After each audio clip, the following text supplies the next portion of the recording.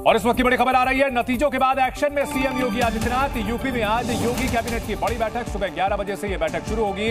2 दर्जन से ज्यादा प्रस्ताव होंगे पास। डिफेंस इंडस्ट्रियल कॉरिडोर नीति पास होगी। इसके अलावा रक्षा औद्योगिक कॉरिडोर नीति पर भी इसे पास किया जाएगा। डिफेंस कॉरिडोर, इंडस्ट्रियल कॉरिडोर नीति को पास कराया जाएगा।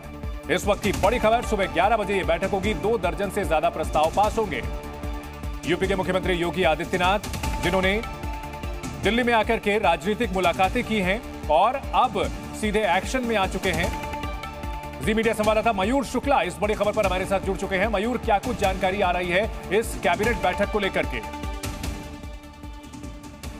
यूपी में लोकसभा चुनाव में भारतीय जनता पार्टी के निराशाजनक प्रदर्शन के बाद यूपी के मुख्यमंत्री योगी आदित्यनाथ लगातार एक्शन मोड में हैं। सबसे पहले उन्होंने अधिकारियों के साथ मुलाकात, बैठक की, समीक्षा बैठकें की और अब पहली कैबिनेट बैठक होने जा रही है। सुबह 11 बजे लोकभवन में बैठक की शुरुआत होगी और लगभग 2 दर्जन अलग अलग विभागों के जो प्रस्ताव हैं उस पर मुहर आज मुख्यमंत्री योगी आदित्यनाथ लगा सकते हैं। इसमें डिफेंस कॉरिडोर भी शामिल हो सकता है। इसमें शिक्षा के क्षेत्र में, मेडिकल के क्षेत्र में, एजुकेशन के क्षेत्र में, IT सेक्टर में और खास तौर पर जो निवेशक, जिसको लेकर G20 सम्मेलन भी हुआ, global investor summit Uttar Pradesh में किया गया, तो निवेशकों को ज्यादा से ज्यादा रियायत दी जा सके, ज्यादा से ज्यादा वो उत्तर प्रदेश में आके। ठीक है मयूर, आप हमारे साथ बने रहे। एक बड़ी खबर अपने दर्शकों को और बता देते हैं। दिल्ली में अमित शाह और राजनाथ सिंह से मुलाकात की है योगी आदित्यनाथ ने और उसके बाद आज कैबिनेट की बड़ी बैठक होगी। मुलाकातों का सिलसिला करके वे वापस लौट चुके हैं और अब से 2 घंटे बाद उत्तर प्रदेश में कुछ बड़ा हो सकता है। बड़े फैसले लिए जा सकते हैं जिसका असर कई बड़े चेहरों पर पड़ सकता है और इन सबके बीच बड़ा सवाल है, क्या संगठन में बड़े बदलावों की शुरुआत होगी?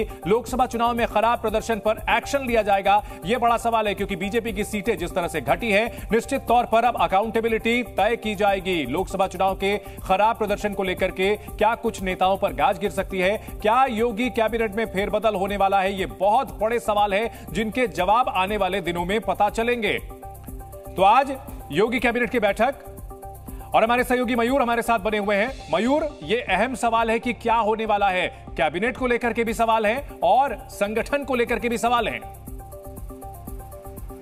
देखिए, संगठन में बदलाव होना, इसमें कोई दो राय नहीं है, क्योंकि जिस तरीके से जो तमाम मंत्री उत्तर प्रदेश में जो चुनाव हारे हैं और जो तमाम क्षेत्र के बड़े नेता चुनाव हारे हैं, उनसे जो रिपोर्ट मांगी गई है उसमें उन्होंने इस तरीके के शब्दों का इस्तेमाल किया है कि अंदर भीतर घात हुआ है, कार्यकर्ताओं नेताओं ने मेहनत नहीं की है, अपने ही प्रत्याशियों को हरवाने का काम किया गया। तो काफी ज्यादा डिमोरलाइज है भारतीय जनता पार्टी उत्तर प्रदेश में और अमित शाह से मुलाकात मुख्यमंत्री योगी आदित्यनाथ की सवाल तलाशे जाएंगे कि 2022 में इतनी शानदार जीत विधानसभा में मिलने के बाद 2024 में लोकसभा चुनाव में सीटें क्यों घटी है। आप मयूर हमारे साथ बने रहिए। यूपी में बीजेपी की सीटें घटने के बाद से ही बैठकों का दौर जारी है। बीजेपी ने नतीजे आने के 1 दिन बाद ही मंथन शुरू कर दिया है। क्या कुछ हुआ है ये आपको बताते हैं। 6 जून को सीएम योगी आदित्यनाथ को दिल्ली बुलाया गया और दिल्ली जाने से पहले सीएम ने अपने मंत्रियों की बैठक ली, फिर अधिकारियों से चर्चा की और सारी रिपोर्ट जाकर केंद्रीय नेतृत्व को सौंप दी। इसके बाद 7 तारीख को यूपी के हार पर बैठक हुई। बताया गया कि पीएम मोदी ने खुद ही यूपी के हार की समीक्षा की थी। प्रधानमंत्री, जो कि खुद भी उत्तर प्रदेश के वाराणसी से ही सांसद हैं और इस बार उनकी सीटों का,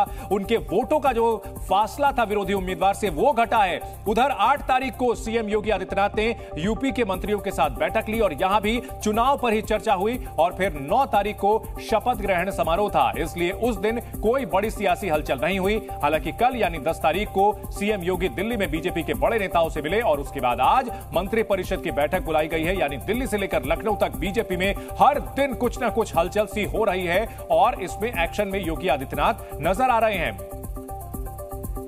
और बीजेपी का प्रदर्शन जिस तरह से कमजोर हुआ है, इसको लेकर निश्चित तौर पर बड़ी हलचल मची हुई है। आज योगी कैबिनेट की अहम बैठक होने जा रही है और इसमें 2 दर्जन से ज्यादा प्रस्तावों पर मुहर लगेगी। डिफेंस इंडस्ट्रियल कॉरिडोर नीति को भी पास किया जाएगा। इसे रक्षा औद्योगिक कॉरिडोर नीति भी कहा जाता है। मिलेट्स पुनरुद्धार योजना को भी मिल सकती है मंजूरी और कई जो विकास की योजनाएं हैं उसको लेकर के आगे बढ़ेंगे बहुत तेजी से। मयूर हमारे साथ बने हुए हैं। मयूर, अगर बात की जाए विपक्षी पार्टियों की तो उन्होंने रोजगार को एक बड़ा मुद्दा बनाया था और निश्चित तौर पर जो आज कैबिनेट की बैठक हो रही है, जो फैसले लिए जा रहे हैं, इसका टारगेट यही है कि रोजगार के मौके भी तेजी से बनाए जाएं।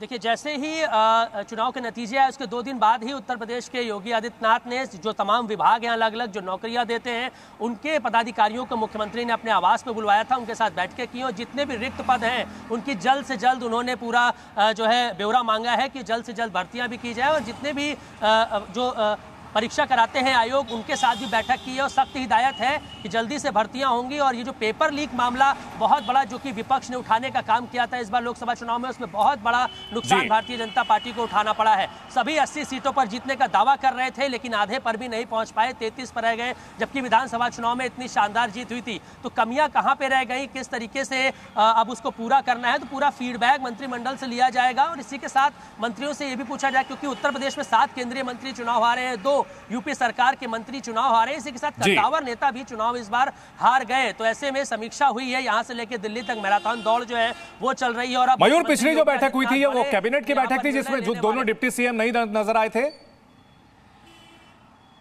नहीं, पिछली बार कैबिनेट की बैठक नहीं थी, पिछली बार सभी जो मंत्री थे उनके साथ बैठक थी और दोनों डिप्टी सीएम, चूंकि उनके पहले से ही कार्यक्रम अलग अलग जगहों पर निर्धारित थे, उन्होंने मुख्यमंत्री योगी आदित्यनाथ को पहले ही ये जानकारी दे दी थी कि हम लोग शायद नहीं पहुंच पाएंगे, इसलिए वो वहां पर मौजूद नहीं। ठीक है, यानी आज की बैठक में दोनों डिप्टी सीएम भी होंगे?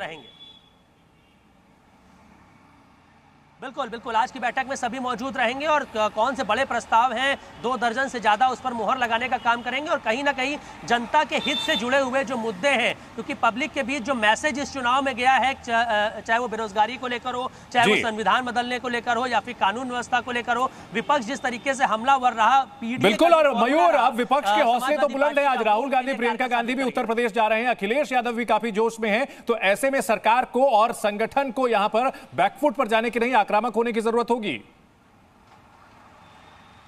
बिल्कुल, देखिए आज राहुल और प्रियंका, देखिए थोड़ा सा मैं इसमें संशोधन करना चाहूंगा। सोनिया गांधी को लेकर जो खबरें चल रही हैं उन पर फिलहाल अभी संदेह बना हुआ है कि वो आएंगी कि नहीं आएंगी, लेकिन 9 बजे यानी कि 9 बजे अब तो बज चुका है, राहुल प्रियंका लखनऊ एयरपोर्ट पर पहुंच चुके होंगे और उसके बाद वो लखनऊ में 3 घंटा बिताएंगे। तो ये भी ऐसा माना जा सकता है कि अखिलेश यादव से इन 3 घंटों के बीच मुलाकात होगी। 12 बजे यहाँ से बाय रोड रायबरेली के लिए रवाना होंगे। और मयूर, आप इस बड़ी खबर पर नजर बनाए रखें, साथ ही साथ जो 2 घंटे के अंदर जो मीटिंग होने जा रही है कैबिनेट की, उस पर भी हर अपडेट हम आपके पास आकर लेते रहेंगे, अपने दर्शकों तक दिखाते रहेंगे।